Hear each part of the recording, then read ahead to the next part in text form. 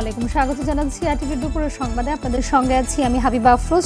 দর্শক, কেন্দ্রে ভোটারদেরকে প্রভাবিত করার অভিযোগ মেহেরপুরের গাংনীতে এবং পোলিং এজেন্টকে 1 মাসের কারাদণ্ড দেওয়া হয়েছে। সেখানকার পরিস্থিতি জানাতে সরাসরি যুক্ত হচ্ছেন সহকর্মী মাজেদুল হক মানিক। মানিক, জানাবেন যে ভোট কেন্দ্রে অনিয়ম ঠেকাতে প্রশাসনের তৎপরতা কি দেখছেন আপনি সেখানে? আপনি যেমনটা বলছিলেন যে ভোট কেন্দ্রে এবং কেন্দ্রের বাইরের আইন শৃঙ্খলাকে আসলে এটা কঠোর পরিবেশ বা পরিস্থিতি বলা যেতে পারে। রিটার্নিং অফিসার বা জেলা প্রশাসন এবং পুলিশ বিভাগ থেকে যেটা বলা হয়েছিল যে ভোটারদেরকে কাছে ভোট কেন্দ্রে টানার জন্য যে আস্থার জায়গাটা তারা তৈরি করতে চেয়েছেন, যে অবাধ, সুষ্ঠু এবং নিরপেক্ষভাবে ভোট গ্রহণ করার জন্য যে আইন শৃঙ্খলার কঠোর ব্যবস্থাপনা নেওয়ার কথা তারা আশ্বাস দিয়েছিল। আমরা কিন্তু আজকে ভোটের শুরু থেকে এ পর্যন্ত কিন্তু সেই ব্যবস্থাপনায় দেখছি। এরই আলোকে চিতলা মাধ্যমিক বিদ্যালয় যে কেন্দ্র আছে সেই কেন্দ্রে একজন পোলিং এজেন্ট, তিনি ভোট কেন্দ্রের কক্ষের ভিতরে যিনি তার প্রার্থীর এজেন্ট হিসাবে দায়িত্ব পালন করছিলেন, তিনি কিন্তু ভোটারদেরকে প্রভাবিত করে তার প্রার্থীর পক্ষেই ভোট চেয়েছেন এবং ভোট দেওয়ার জন্য তিনি অনুরোধ করছিলেন। প্রিজাইডিং অফিসার তাকে তাৎক্ষণিকভাবে কেন্দ্রের যে পুলিশ আছে তাদেরকে গ্রেপ্তার করিয়েছেন এবং পরবর্তীতে তাৎক্ষণিকভাবে বলা যায় যে যেখানে ভোটের দায়িত্বপ্রাপ্ত যে নির্বাহী ম্যাজিস্ট্রেট আছে তিনি মোবাইল কোর্ট পরিচালনা করে তাকে কিন্তু 1 মাসের বিনাশ্রম কারাদণ্ড দিয়েছেন এবং পুলিশের মাধ্যমে কিন্তু তাকে মেহেরপুর জেলা কারাগারে পাঠানো হয়েছে। আমরা যদি টোটাল এই উপজেলার সার্বিক অবস্থা যদি বলি, তাহলে আসলে একটা কঠোর ব্যবস্থা, কঠোর শৃঙ্খলার মধ্য দিয়ে, কঠোর নিরাপত্তা বলার মধ্য দিয়েই 107টি কেন্দ্রে ভোট গ্রহণ হচ্ছে এবং সকাল থেকে এখনো পর্যন্ত কোথাও কোনো অপ্রীতিকর কোনো ঘটনা ঘটেনি এবং কোনো রকম কোনো আইন শৃঙ্খলার বিঘ্ন হওয়ার মতো খবর আমরা পাইনি। এই ছিল মেহেরপুর থেকে নির্বাচন নিয়ে সর্বশেষ খবর। ধন্যবাদ আপনাকে। শান্তিপূর্ণভাবে চলছে নোয়াখালী সেনবাগ উপজেলা পরিষদ নির্বাচন। বেলা বাড়ার সাথে সাথে বাড়ছে ভোটারের সংখ্যা। পুরুষের পাশাপাশি নারী ভোটারদের উপস্থিতি রয়েছে চোখে পড়ার মতন। সকালে সেনবাগ সরকারি পাইলট উচ্চ বিদ্যালয় কেন্দ্রে ভোট দেন স্থানীয় সংসদ সদস্য আলহাজ মোর্শেদ আলম। বলেন, বর্তমান সরকারের অধীনে যে সুষ্ঠু ভোট গ্রহণ সম্ভব তার প্রমাণ সংসদ ও উপজেলা নির্বাচন।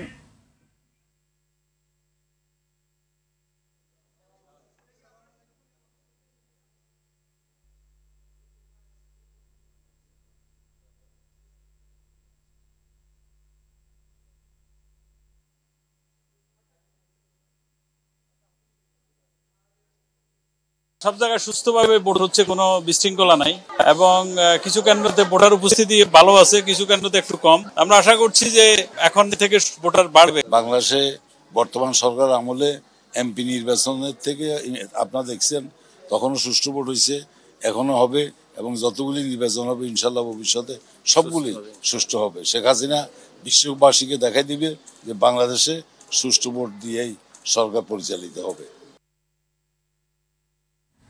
দর্শক, নোয়াখালীর সেনবাগে রয়েছেন সহকর্মী বিলাল হোসেন, সরাসরি যুক্ত হচ্ছেন তিনি। বিলাল, জানাবেন যে ভোটার উপস্থিতি কেমন দেখছেন এবং পরিবেশ নিয়ে ভোটার ও প্রার্থীদের কোনো অভিযোগ রয়েছে কিনা? হাবিবা, আসলে আপনাকে বলে রাখি যে ষষ্ঠ ধাপের যে দ্বিতীয় উপজেলা পরিষদ যে নির্বাচনে কিন্তু ভোট গ্রহণ সকাল 8টা থেকে কিন্তু শুরু হয়েছে, চলবে বেলা 4টা পর্যন্ত।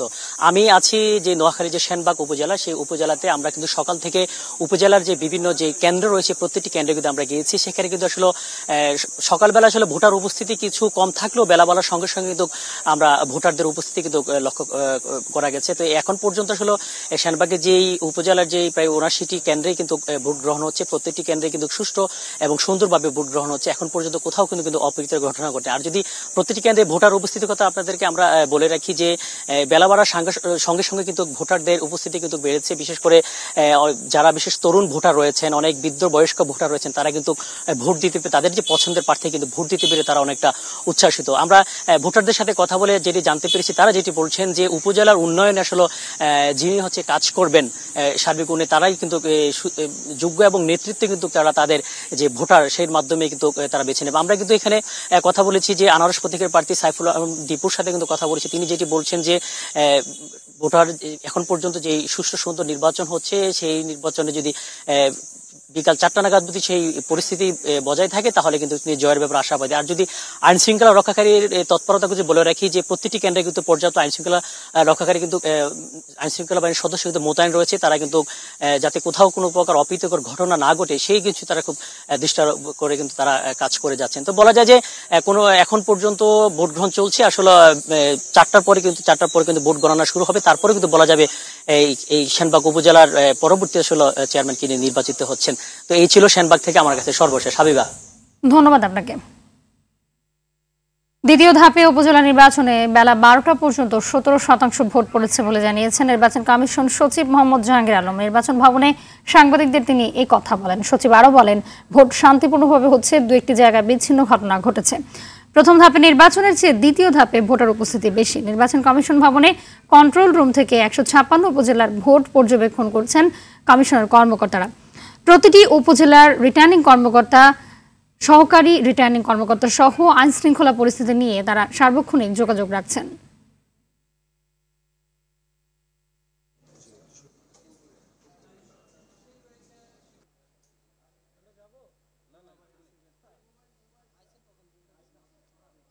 ভোটের হার আমাদের 13,155টি ভোট কেন্দ্রের মধ্যে আমরা 10,000 ভোট কেন্দ্রের যে তথ্য পেয়েছি সেই তথ্য অনুযায়ী প্রদত্ত ভোটের হার দুপুর 12টা পর্যন্ত 16.94%। ইভিএমে কোথাও কোনো সমস্যার আমরা সংবাদ পাইনি, ওখানে চলছে, ভালো চলছে, কোথাও সমস্যা। দর্শক, আগারগাঁও নির্বাচন কমিশনের রয়েছেন সহকর্মী আতিকা রহমান, সেখান থেকে সরাসরি যুক্ত হচ্ছেন তিনি। আতিকা, জানাবেন যে উপজেলা নির্বাচনে ভোট পড়ার হার কত শতাংশ এবং কর্মকর্তারা ভোটের পরিবেশ নিয়ে কি বলছেন? জি ধন্যবাদ। একটু আগে নির্বাচন কমিশন সচিব জাহাঙ্গীর আলম তিনি সাংবাদিকদের ব্রিফ করেছেন। তিনি বলেছেন বেলা 12টা পর্যন্ত 156 উপজেলায় যে ভোট হয়েছে সেটি তারা একটি সারসংক্ষেপ করেছেন। এখন পর্যন্ত 70% ভোট তারা বলেছেন যে ভোট পড়েছেন। এবং নির্বাচন কমিশন সচিব আরেকটি বিষয় বলেছেন, সেটি হচ্ছে যে প্রথম ধাপে যে ভোট হয়েছে সেটির থেকে ভোটের হার বাড়বে বলে তিনি আশা প্রকাশ করেছেন। এবং তিনি বলেছেন যে 2-1টি জায়গায় বিচ্ছিন্ন ঘটনা ঘটেছে, যেটি প্রার্থীর যারা সমর্থক রয়েছে তাদের মধ্যে 2-1টি জায়গায় একটু ধাওয়া পাল্টা ধাওয়া হয়েছে এবং অনিয়মের অভিযোগ পাওয়ায় 2-1জনকে পুলিশ আটক করেছে। এবং নির্বাচন কমিশন ভবন থেকে আপনারা দেখছিলেন যে কন্ট্রোল রুম থেকে কিন্তু মনিটর করা হচ্ছে যে কোথাও কোনো অনিয়ম হচ্ছে কিনা, কিংবা কারো ভোট অন্য কেউ দিচ্ছে কিনা ভোটার ব্যতীত, কিংবা এই বিভিন্ন কেন্দ্রের আশেপাশে প্রার্থীর কর্মী সমর্থক এবং বিভিন্ন রাজনৈতিক দলের নেতাকর্মীরা আসছে কিনা এবং কেন্দ্রে কোনো প্রভাব বিস্তারের চেষ্টা করছে কিনা সেসব বিষয়ে কিন্তু এখান থেকে মনিটর করা হচ্ছে। এবং আইনশৃঙ্খলা বাহিনীর সদস্যদের তারা কেমন দায়িত্ব পালন করছেন এবং কোনো পক্ষপাতমূলক আচরণ করছে কিনা সেই বিষয়েও কিন্তু তদারকি করা হচ্ছে। এবং সকালে অতিরিক্ত সচিব অশোক কুমার দেবনাথ বলেছিলেন যে নির্বাচন সুষ্ঠু করতে যা যা ব্যবস্থা নেওয়া দরকার নির্বাচন কমিশন সেটি নিয়েছে। এবং মাঠ পর্যায়ের কর্মকর্তা এবং আইনশৃঙ্খলা বাহিনী সহ ভোটের পরিস্থিতি কি, কেন্দ্রে কি হচ্ছে সেটিও কিন্তু আসলে এখান থেকে কন্ট্রোল রুম থেকে মনিটর করা হচ্ছে। এবং সহকারী প্রিজাইডিং কর্মকর্তা, রিটার্নিং কর্মকর্তা থেকে শুরু করে পোলিং কর্মকর্তাদের সঙ্গে কিন্তু সরাসরি যোগাযোগ রাখা হচ্ছে। কোথাও কোনো ব্যত্যয় ঘটলে, কোনো অনিয়ম ঘটলে সেটির বিষয়ে কিন্তু তাৎক্ষণিক ব্যবস্থা নেওয়া হচ্ছে।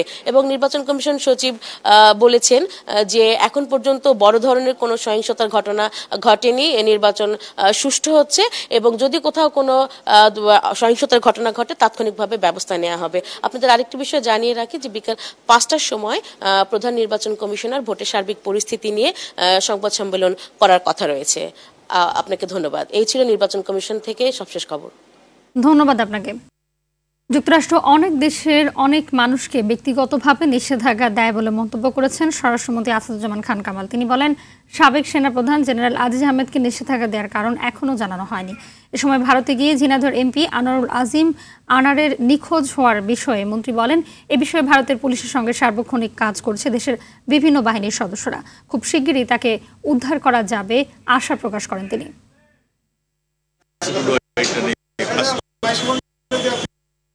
আমাদের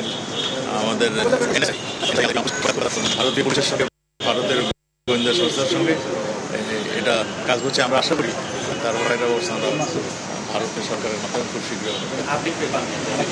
আমরা, আমার কাছে এই এখন পর্যন্ত কোনো আপডেট, এখন যতটুকু শুনতেছি তার যে মোবাইলটা মানে যেটা সেটাও অনেকটা বন্ধই আছে। আন্তর্জাতিক সংবাদ।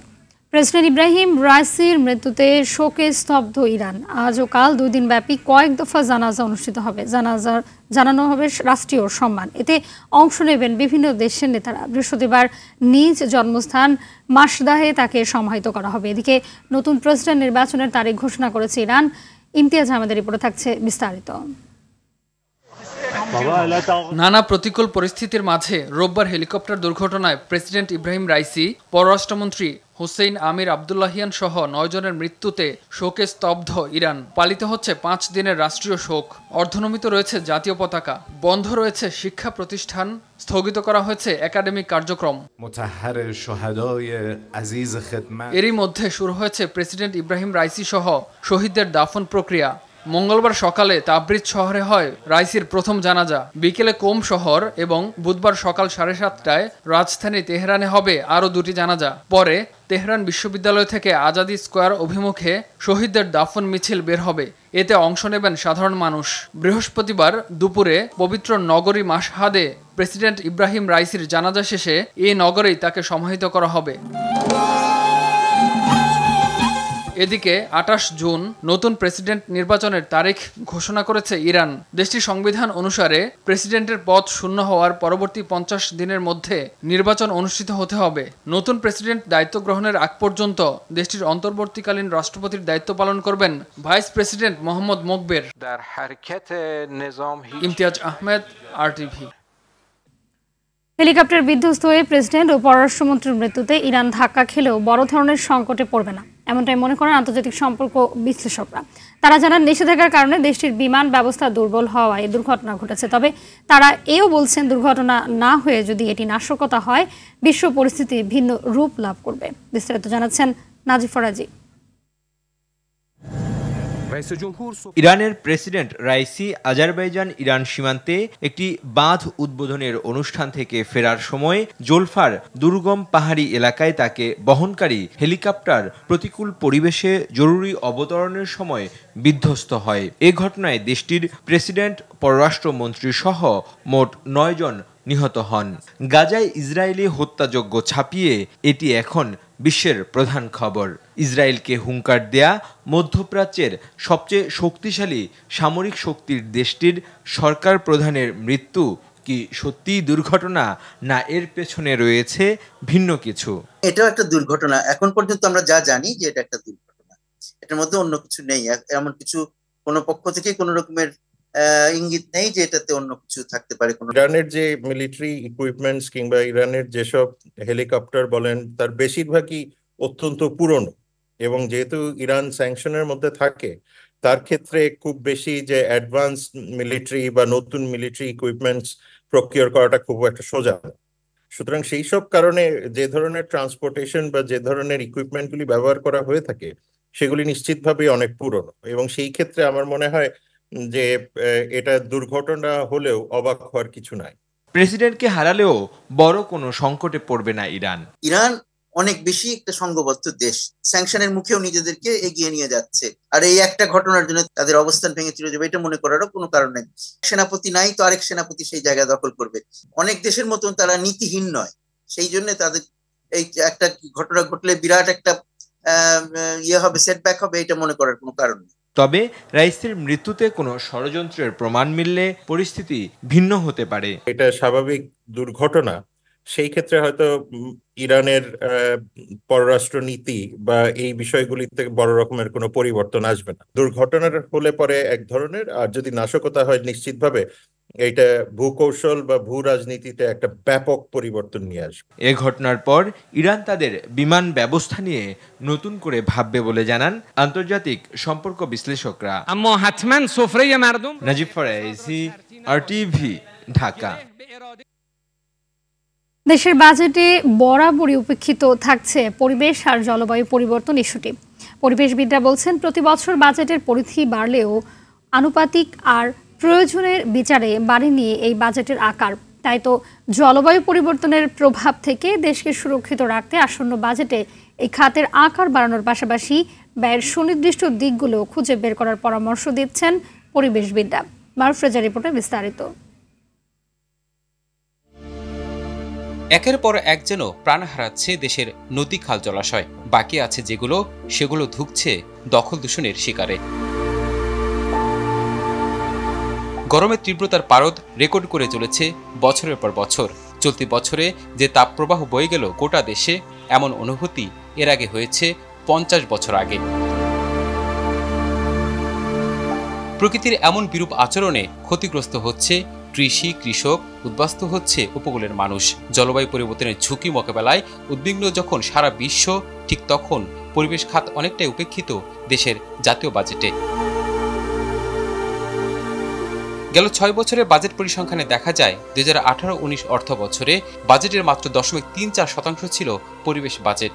সবশেষ 2023-24 অর্থ বছরে মোট বাজেটের বিপরীতে সেই সংখ্যাটা কমে দাঁড়ায় মাত্র 0.21%। অর্থাৎ বাজেট বাড়লেও বাড়েনি এই খাতের আকার। আমরা যদি এই সক্ষমতা অর্জন করতে না দেই, এইভাবে যদি পরিবেশ অধিদপ্তর বা বন অধিদপ্তরকে আমরা কার্যকর না রাখি, তাহলে কিন্তু যে শিল্পায়ন হচ্ছে সেই শিল্পায়নটাই হুমকির মুখে পড়বে। যদি আমাদের অর্থনৈতিক প্রবৃদ্ধি হয়, তাহলে অবশ্যই অর্থনৈতিক প্রবৃদ্ধিকে স্থায়িত্বশীলতা দেওয়ার জন্য পরিবেশ ও জলবায়ু মন্ত্রণালয়কে বিশেষ গুরুত্ব দিতে হবে। পরিবেশবিদরা বলছেন, একে তো কমেছে বাজেট বরাদ্দ, অন্যদিকে পরিবেশের গণ্ডি পেরিয়ে সেই ব্যয় চলে যাচ্ছে উন্নয়ন অবকাঠামোর নামেও। ফলে প্রশ্নের মুখে বাজেটের টেকসই নিয়ে। যেইভাবে অন্যান্য বিষয়গুলোকে গুরুত্ব দেওয়া হয়েছে, ইনফ্রাস্ট্রাকচারকে যত গুরুত্ব দেওয়া হয়েছে, ওই সেক্টরগুলোর তুলনায় আমার যে মূল জনগণ সম্পৃক্ত যেই ক্ষেত্রগুলো আছে, মন্ত্রণালয়গুলো আছে, সেগুলোকে আমরা অত গুরুত্ব দিই নাই। এতে একটা জিনিস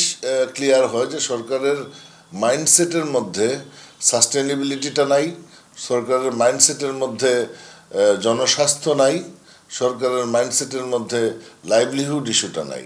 আসন্ন বাজেটে পরিবেশের বাস্তবিক পরিবর্তনের দিক বিবেচনায় নিয়ে এই খাতের বাজেট বাড়ানোর পরামর্শ ছিল তাদের। আমার জলবায়ু পরিবর্তন, প্রাকৃতিক দুর্যোগ, বিভিন্নভাবে মানুষ এবং তার পরিবেশের উপর নানা ধরনের অভিজ্ঞতা আসছে। এগুলোকে অ্যাড্রেস করতে হলে পরিবেশ মন্ত্রণালয়ের সক্ষমতা বাড়াতে হবে, পরিবেশ অধিদপ্তরের সক্ষমতা বাড়াতে হবে, আর সেই কারণে বাজেট অ্যালোকেশন দরকার। স্বল্পোন্নত দেশ থেকে পূর্ণ উন্নয়নশীল দেশের পথে বাংলাদেশ। তাই প্রত্যাশাকে টেকসই করতেও পরিবেশকে টেকসই করার কোনো বিকল্প নেই বলছেন পরিবেশবিদরা। মারফিজা, RTV, ঢাকা।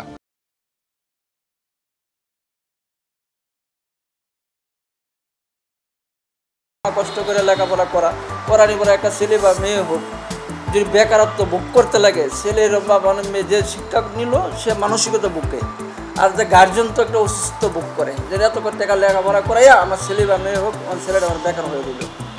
সেক্ষেত্রে নজর দেওয়া সরকারের খুবই দরকার। প্রত্যেক বাজেটে এত টাকা পয়সা যে বাড়ে, নিত্যপণ্য দাম বেড়ে যায়, সব কিছুর দাম বেড়ে যায়, কিন্তু সাধারণ মানুষ যে ভোগান্তিতে আছে ওটাতে থেকেই যেতেছে। তো আমাদের ইনকাম সোর্স তো আর বাড়তেছে না। যেটা মনে করি যে সামনে বাজেটে এখন যে অবস্থা আছে, আসলে খুব কষ্টকর অবস্থা, বাড়লে আরও কষ্টকর হবে। এটা আমাদের আবেদন থাকবে মাননীয় মন্ত্রীর কাছে, বাজেটটা না বাড়ানো। এই বাজেটটা যদি কৃষিক্ষেত্রে বেশি অন্তর্ভুক্ত করা হতো, তাইলে মনে হয় যে মানুষের দ্রব্যমূল্যটা হাতে নাগালে থাকতো।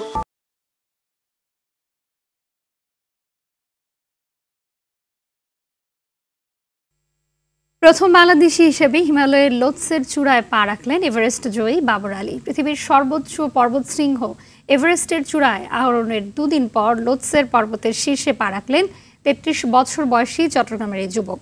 বাংলাদেশি হিসেবে এক অভিযানে হিমালয়ের সর্বোচ্চ 2টি পর্বত চূড়ায় পা রাখার প্রথম রেকর্ড এটি। নাজমুল সাকিবের রিপোর্টে বিস্তারিত।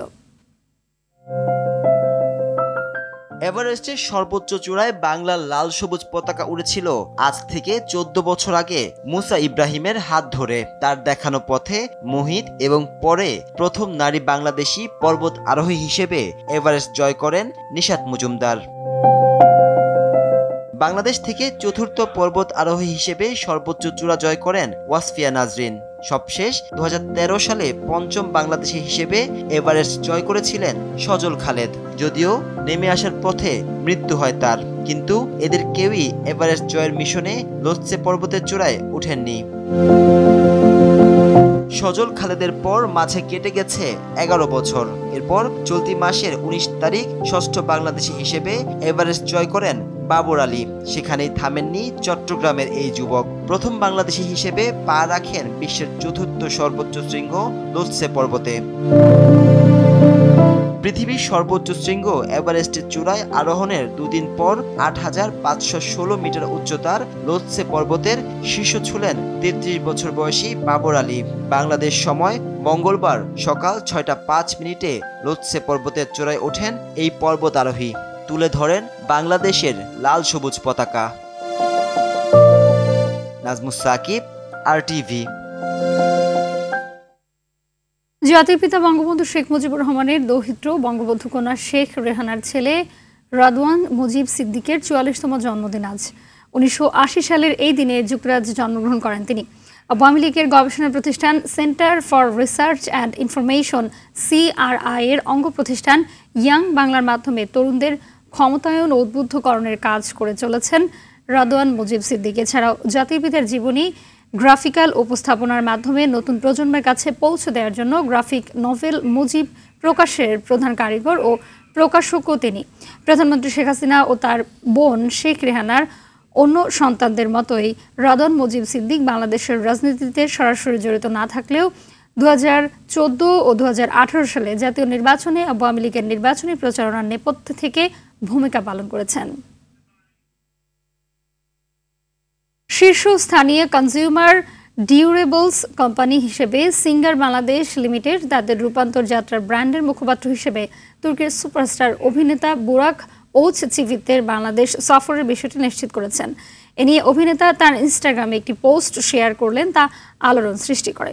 চুক্তির অংশ হিসেবে এই অভিনেতা বাংলাদেশে একাধিক কার্যক্রমে অংশ নেবেন। 19 থেকে 26 মের মধ্যে দেশব্যাপী সিঙ্গার বেকো স্টোর ও singer.com থেকে যে কোনো পণ্য কিনলে ভাগ্যবান বিজয়ী হিসেবে দেখা করার সুযোগ হবে এই অভিনেতার সঙ্গে। দুপুরের সংবাদ এই পর্যন্তই। সবশেষ সংবাদ জানতে যে কোনো মোবাইল ফোন থেকে 2414 নাম্বার ডায়াল করুন। জেলা সংবাদ বিকেল 4:45টায় দেখার আমন্ত্রণ রইল। ধন্যবাদ সবাইকে।